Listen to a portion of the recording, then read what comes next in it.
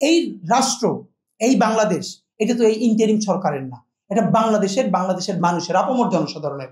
সুতরাং এর স্বাধীনতা, সার্বভৌমত্ব রক্ষা করা বাংলাদেশকেই, মানুষেরকেই দায়িত্ব নিতে হবে। দেখেন, আমরা যে যা বলি, যদি কোনোদিনই গণহত্যাকারীরা ফিরে আসার সুযোগ পায়, তাহলে আমরা অনেক পরে, আমরা মেসাকারের শিকার যা হই না হই, এটা অনেক পরে। বাংলাদেশের এই যে কমপক্ষে 1500 শহীদ, তাদের পরিবার, তারা কিন্তু সবাই বিদেশ যেতে পারবে না, ইন্টারিমের অনেক উপদেষ্টা চলে গেলেও। আমরা কি এতটা অকৃতজ্ঞ হব জাতি হিসেবে যে আমার এই শহীদ পরিবারের, সেদিনকেও আমি একটা প্রেস ক্লাবে প্রোগ্রামে গেছি, অনেক শহীদ পরিবার এসেছেন, এসে আমাদেরকে জড়াই ধরছেন। আমি অবাক হলাম যে গত 1 বছরে আমাদের জীবনের অনেক পরিবর্তন এলো। আমাদের অনেকের কাপড় চোপড় ভালো হলো, আমাদের থাকা খাওয়ার জায়গা ভালো হলো অনেক ভাই বন্ধুদের। কিন্তু শহীদ পরিবারের দিকে তাকাই দেখলাম তাদের কাপড় চোপড়ে অনেকের পরিবর্তন হয় নাই। অল্প কয়েকটা পরিবার যাদেরকে বিভিন্ন পলিটিক্যাল পার্টি অ্যাকনলেজ করেছে, প্রোগ্রামে নিয়েছে। এছাড়া এই যে কত ঢাকার বাইরের শহীদ পরিবার, তাদের খোঁজ নাই, চিরতরে অন্ধ হয়ে গেছে, পঙ্গু হয়ে গেছে, তাদের তো খোঁজ নাই। তা আমরা কি এত অকৃতজ্ঞ হবো যে আমরা তাদেরকে ফেলে রেখে তারপর আমরা বিদেশ পাড়ি দেবো? আমরা বলেছি আমরা বাংলাদেশের জমি ছেড়ে যাব না, কারণ এই দেশ থেকে পালাবে বারবার আওয়ামী লীগ। কারণ আওয়ামী লীগের আর একটা দেশ আছে, আওয়ামী লীগের জন্মভূমি বাংলাদেশ না। এবং আমি দেখতে চাই যে হাসিনা এখনো বেঁচে আছে কিনা, আমি নিশ্চিত না। আমি আবার আপনাকে বলি, কারণ সে যেই পরিমাণ উস্কানি দিতেছে, এতক্ষণে তার ভিডিও কলে তো আসার কথা, তার এই উস্কানি নিয়ে তার কর্মীদেরকে উজ্জীবিত করবার জন্য, তাকে তো ভিডিও কলে দেখতেছি না, প্রকাশ্য কোনো কলে। এখন সে আসলেই কি বেঁচে আছে না মরে গেছে? মরে গেলে তাকে কবর দেওয়া হয়েছে নাকি চিতায় পোড়ানো হয়েছে, এটাও আমরা জানি না। তো আমি আসলে, অনেকেই বলে যে হাসিনার মৃত্যু কামনা করে, যে সে যেন দ্রুত মরে যায়। না, আমি হাসিনার মৃত্যু কামনা করি না। আমি হাসিনার দীর্ঘ হায়াত চাই, অনেক দিন অনেক দিন।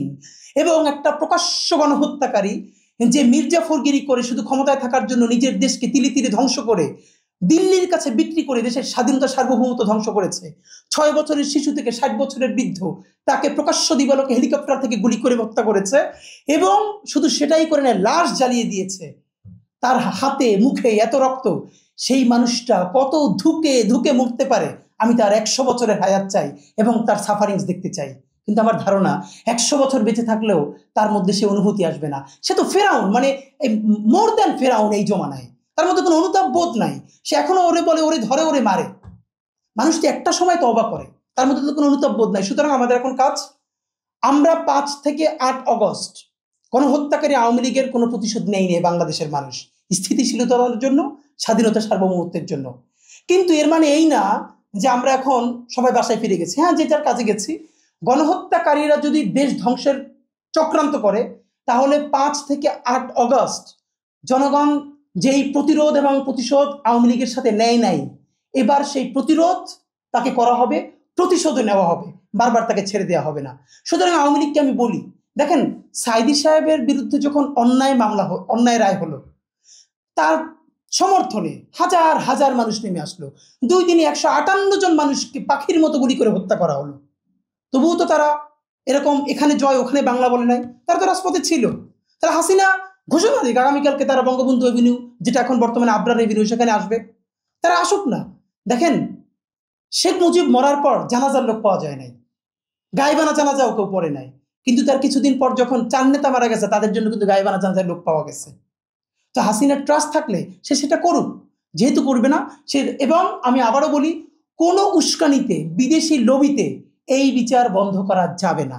গণহত্যাকারীর বিচার হবে।